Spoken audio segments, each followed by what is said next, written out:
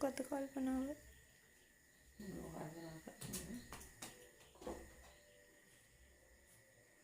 මොකෝ අද දුකී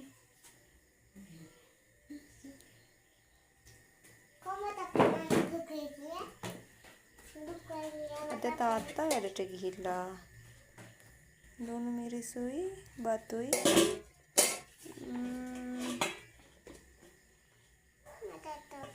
මේ තියෙන්නේ දාරමිට කොළු කිරිකොඩි.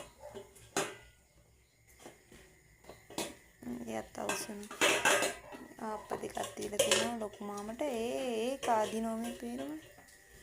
අත්තිලව්වයි. මොකද්ද පුතේ ඔය කරන්නේ?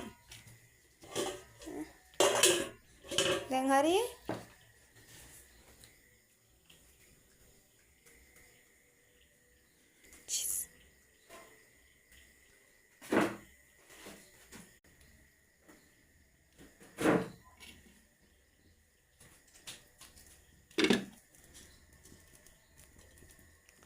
परिप्पु තියෙනවා රත් කරලා परिप्पु ඒපත්